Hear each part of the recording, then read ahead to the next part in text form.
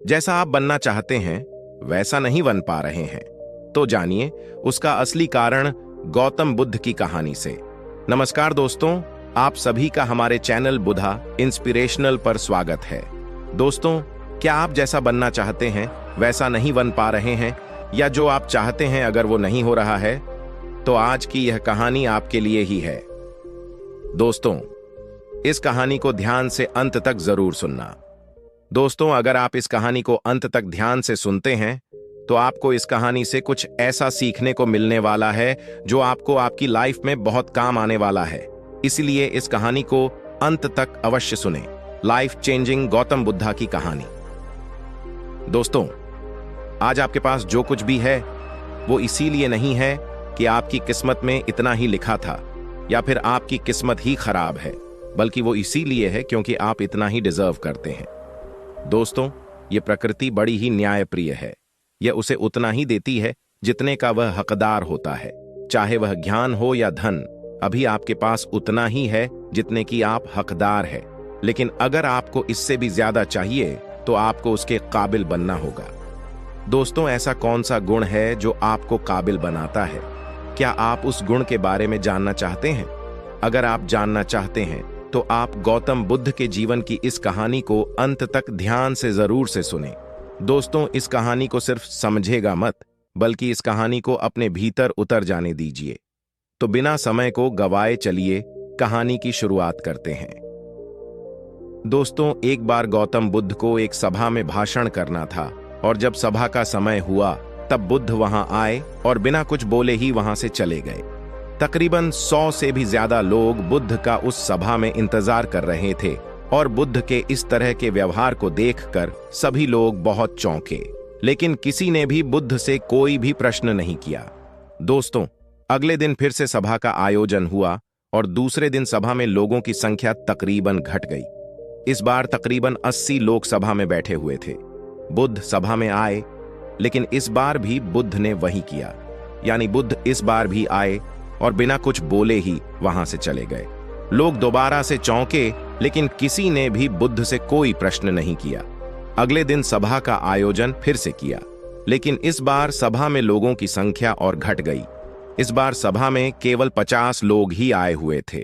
बुद्ध सभा में फिर से आए और उन्होंने इधर उधर देखा और बिना कुछ बोले ही सभा से चले गए। उसके बाद कुछ लोग क्रोधित भी हुए, क्योंकि लोग अपना काम छोड़ छोड़ कर आए हुए थे, लेकिन किसी ने भी बुद्ध से कोई प्रश्न नहीं किया। अगले दिन फिर से सभा का आयोजन हुआ। दोस्तों, आप लोग जो इस कहानी को सुन रहे हैं, आप में से भी कुछ लोग मन ही मन ये कह रहे होंगे कि अरे, कितनी बार सभा का आयोजन होगा और आप लोगों को भी इस कहानी को सुनते वक्त इरिटेशन होना शुरू हुआ होगा। और जिन जिन लोगों को भी अभी इरिटेशन होनी शुरू हो गई है, उन लोगों को तो यह कहानी बड़े ध्यान से पढ़कर समझना चाहिए, क्योंकि यह कहानी आपके लिए ही है। अगले दिन फिर से सभा का आयोजन हुआ, लेकिन इस बार सभा की संख्या और ज्यादा घट गई थी, यानी इस बार सभा में सिर्फ 30 लोग ही थे। फिर उसके बाद बुद्ध सभा में आए, मुस्कुराए और फिर से बुद्ध ने वही किया, यानी बिना कुछ बोले ही वहां से चले गए। इस बार भी लोग बहुत क्रोधित हुए, और इस बार लोगों ने पीछे से कुछ कहा भी और बड़बड़ाए भी, लेकिन बुद्ध ने उनके किसी भी प्रश्न का उत्तर नहीं दिया। दोस्तों, अगले दिन फिर से सभा का आयोजन हुआ, और इस बार लोगों की संख्या बहुत ज्यादा घट गई थी, यानी इस बार सभा में कुल मिलाकर 15 रुखी आए हुए थे। इस बार भी बुद्ध सभा में आए, लेकिन इस बार बुद्ध अपना आसान ग्रहण कर लेते हैं। फिर बुद्ध बोले, और बुद्ध ने उन 15 लोगों को उपदेश दिया, और वे 15 लोग ही बुद्ध के भिक्षु बन गए। और आगे चलकर उन 15 लोगों ने ही बुद्ध के ज्ञान को अलग अलग दिशाओं में फैला दिया। फिर एक दिन बुद्ध से किसी ने पूछा कि बुद्ध, आप कई दिनों तक बिना बोले ही सभा से क्यों चले जाते थे? फिर बुद्ध कहते हैं कि मैं उन लोगों को खोज रहा था जो लायक थे, यानी कि पहले दिन 100 से भी ज्यादा लोग आए हुए थे, उसमें से ज्यादातर लोग सिर्फ आए हुए थे।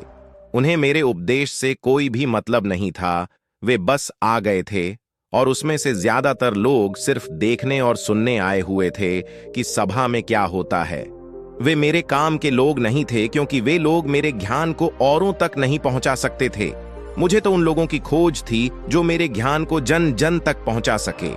कई दिनों तक सभा से बिना बोले ही मैं इसीलिए चला गया, क्योंकि मैं यह देखना चाहता था कि वे कौन लोग हैं जिनके भीतर वास्तव में प्यास है। जिन लोगों के भीतर में वास्तव में प्यास थी, वे लोग अंत तक जरूर रुके, और जो लोग बस ऐसे ही आ गए थे, वे लोग पहले या दूसरे दिन ही चले गए।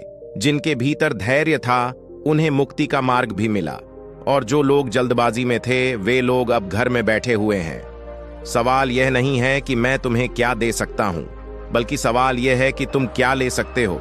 तुम्हारा पात्र कितना बड़ा है और कितने के तुम हकदार हो। जितने के तुम हकदार हो, उससे ज्यादा तुम्हें नहीं मिलेगा। फिर वह व्यक्ति बुद्ध से पूछता है कि बुद्ध लायक कैसे बने। फिर बुद्ध कहते हैं कि धैर्य के द्वारा जिस व्यक्ति के अंदर धैर्य है, वह अपने जीवन में कुछ भी पा सकता है। सभा में जितने भी लोग आए हुए थे, और उसमें से अंत तक वहीं रुके जिनके अंदर धैर्य था। चाहे तुम्हारे जीवन में तुम्हारा लक्ष्य जो कुछ भी हो, लेकिन तुम बिना धैर्य के सफलता के चरम तक नहीं पहुंच सकते। फिर वह व्यक्ति बुद्ध से पूछता है कि कोई व्यक्ति अपने भीतर के धैर्य को कैसे बढ़ाएं। बुद्ध कहते हैं कि निरंतर अभ्यास के द्वारा हम अपने भीतर के धैर्य को बढ़ा सकते हैं।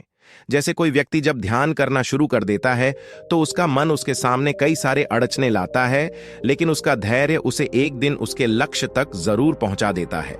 फिर वह व्यक्ति बुद्ध से कहता है कि मैं समझ गया, यानी मुझे धैर्य के साथ निरंतर अभ्यास करने की आवश्यकता है। दोस्तों, अब आपको समझ आ गया कि आपके पास वो क्यों नहीं है जो आप पाना चाहते हैं, क्योंकि आप उसके लायक नहीं हैं। आप लायक तभी बनेंगे जब आप अपने भीतर धैर्य को बढ़ाएंगे। और धैर्य कैसे बढ़ेगा? धैर्य बढ़ेगा निरंतर अभ्यास के द्वारा। और अभ्यास कौन करेगा? अभ्यास करेंगे आप, तो फिर करते क्यों नहीं? दोस्तों, खुद से ईमानदारी के साथ एक प्रश्न जरूर पूछिएगा। जो आप भविष्य में बनना चाहते हैं, उसके लिए क्या आप धैर्य के साथ कर्म कर रहे हैं? दोस्तों, अगर उसका उत्तर नहीं है, तो अपनी असफलता के लिए जिम्मेदार आप खुद होंगे। दोस्तों, आज की यह गौतम बुद्ध की शिक्षा प्रति कहानी आपको पसंद आई होगी, तो नीचे कमेंट बॉक्स में यस जरूर लिखें, और उसके साथ ही इस कहानी को अपने दोस्तों के साथ शेयर करना न भूलें। अगर आपको हमारी वीडियोस अच्छी लगती है, तो प्लीज हमारी चैनल को सब्सक्राइब करें, और हमारी वीडियोस पर लाइक, कमेंट करें, और हमारी वीडियोस को शेयर